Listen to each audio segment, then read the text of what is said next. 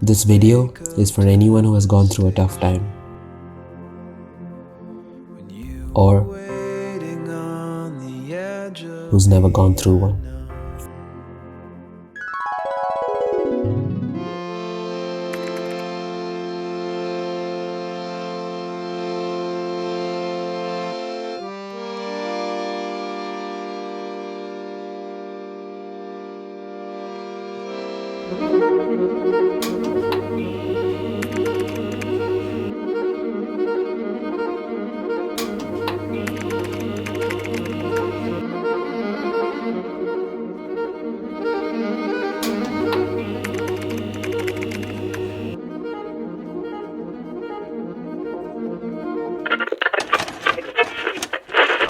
Drank Pepsi Cola, smoked a Winston cigarette. It'll make you feel swell. May God be with you all.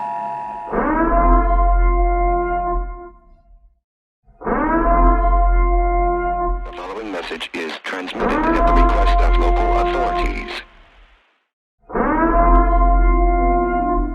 Well, we used to look up in the sky and wonder at our place in the stars. Now just look down and worry about our place in the dirt.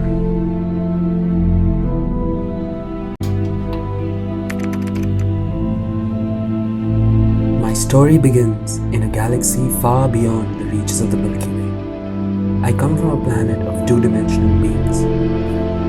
We had destroyed the beauty of our once glorious planet in the pursuit of pleasure. Animals had vanished since the past 10 years, and the skies suffocated in toxic smoke.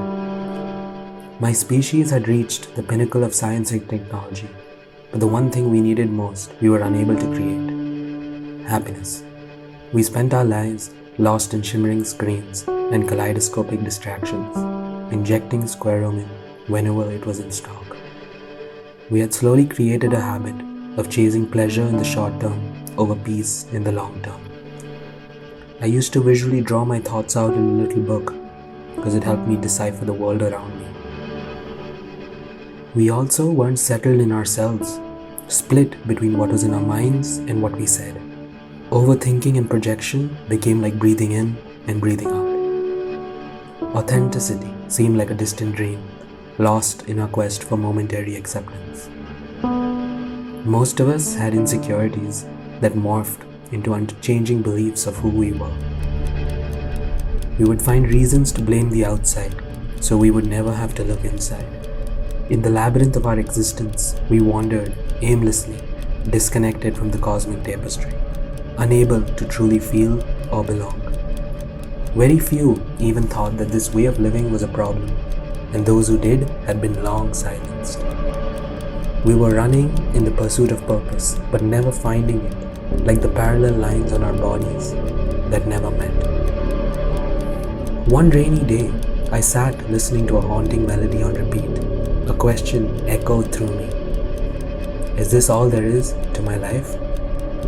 I reminisced stories from my father of a time where our ancestors had evolved into three-dimensional beings. Suddenly, I was engulfed by a raging turbulence. My heart churned like an untamed sea, flooded with a rush of emotions. I stood petrified.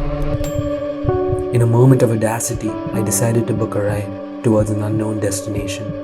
I clutched to the hope that it would expand a reality beyond what I knew.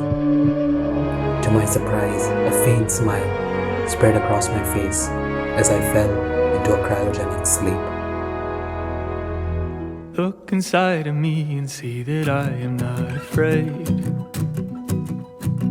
to walk inside the void like a kid inside a cave, discovering the patterns of my soul and where it's placed.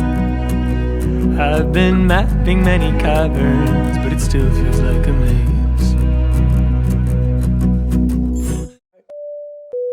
You've arrived at your destination.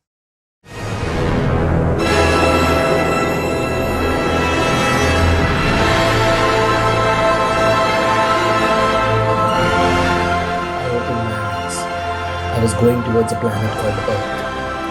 I doubted if I would find answers here, The species was like a child on the evolutionary ladder. I thought if I should go back. Lost in my thoughts, I didn't know I had landed. I looked around, still drowsy from the long journey. I was in a moving bus. I heard voices and went invisible. I listened to three humans talk. Their existence, although alien, seemed paradoxically familiar, a reflection of my own struggles in an unfamiliar context. I decided to shift my perspective and try to trust that I might find my answers here.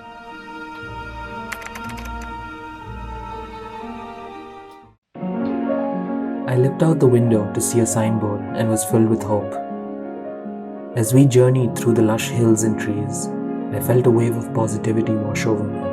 Maybe this is what I needed, a change in scenery. I saw animals again after a long time. I sensed that humans radiated joy around them. I saw some kids hitting buffaloes with sticks, and I felt angry that they didn't value what they had. Back home, we ended up consuming our planet for our overconsumption. I felt tuned with the world around me. I started cherishing the small, seemingly mundane moments. I saw a majestic waterfall gushing down as the humans and I just stood there. In that moment, I was still, present and alive. पिघले नीलम सा बहता हुआ ये समा, नीली नीली सी खामोशियां, न कहीं है जमीन न कहीं आसमां, सरसराती हुई टहनियां, पत्तियां कह रही हैं कि बस एक तुम हो यहां, सिर्फ मैं हूं, मेरी सांसें हैं और मेरी धड़कनें, ऐसी गहराइयां, ऐसी तन्हाइयां, और मैं, सिर्फ मैं। अपने होने पे मुझको यकीन आ गया।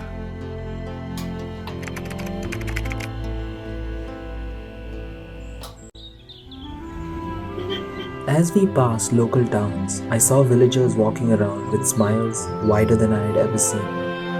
How were they so happy? They were working in the sun, carrying heavy sticks. On my world, hard work was non-existent because machines did everything for us. This was a nice change of pace. They lived in simple huts, yet their lives seemed to have more color than my floating mansions ever did. I had spent my life trying to control my environment, thinking happiness would be found there. When I would get a fit body, when I would find a perfect girl, when I had enough money. I thought to myself, when did we get lost? Lost in this chase of the when-then.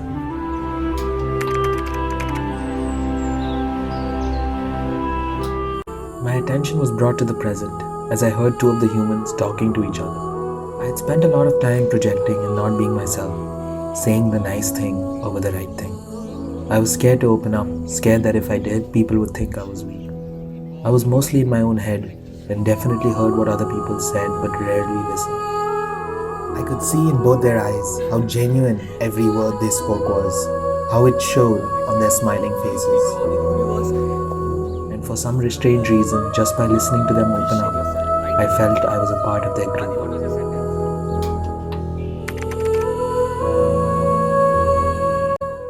As I began learning more and more, I started to think about what makes my identity.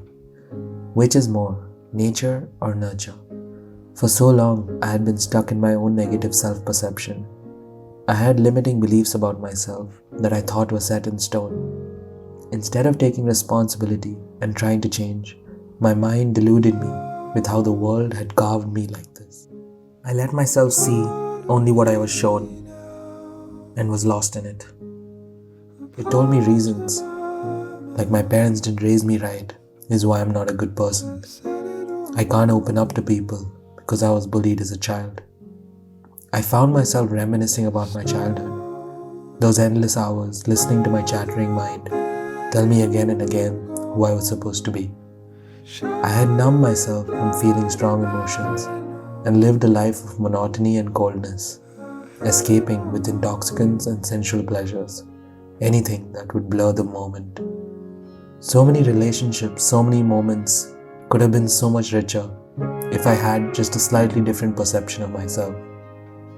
Since I had come here, I noticed that the beauty around had a profound effect on me, and my mind was silent. I noticed that I could have an existence beyond my mind.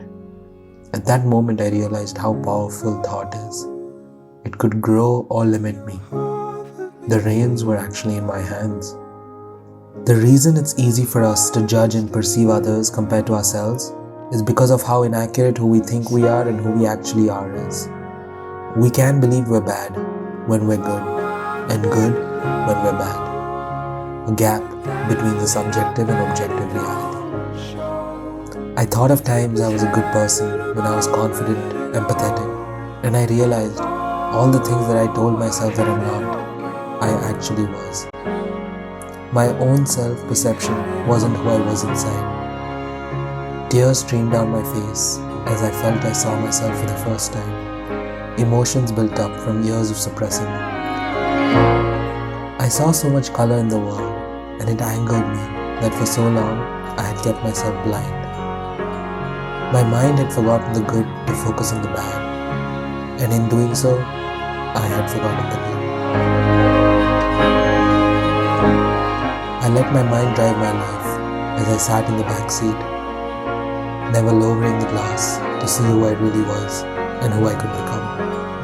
I'd become comfortable, but I realized after coming to Earth that I needed to get uncomfortable to become comfortable, and eventually become comfortable with being uncomfortable.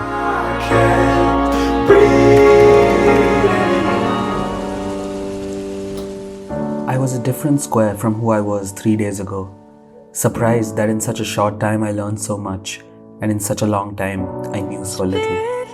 I saw a bright red light in the distance and walked towards it, almost hypnotized. I began peeling back the layers of my past self, unlearning beliefs and carving out space for new nurturing ones. And suddenly, as I stood there, I felt that churning in my heart again as I closed my eyes, welcoming it. In the presence of my Savior.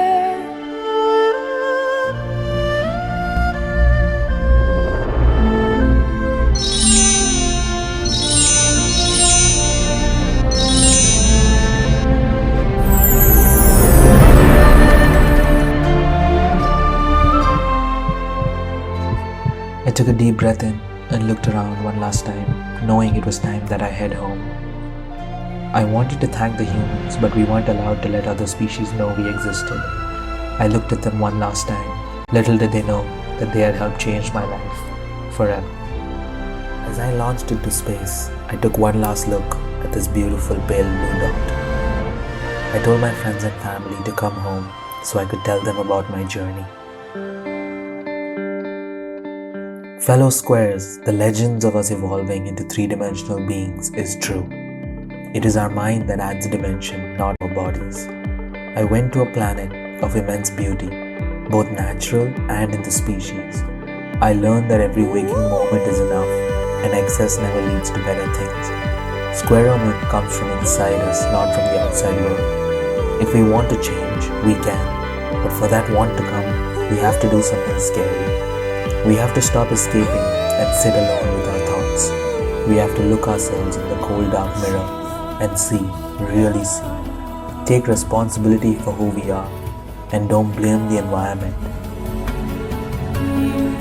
At the end of the day, no matter if the things we don't like about ourselves are caused by us or the outside world, it's our life and we need to value it. It's your responsibility to yourself to be the best version of you can be. You have to believe and be excited in a reality beyond what is present.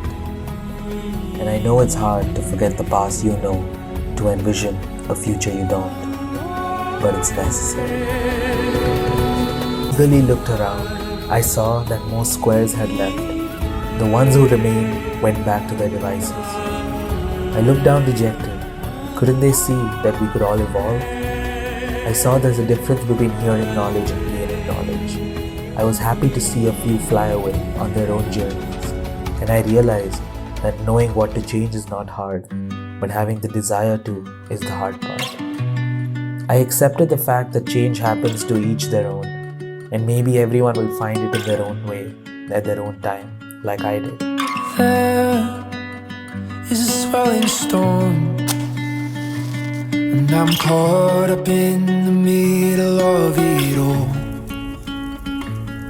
And it takes control of the person that I thought I was, the boy I used to know.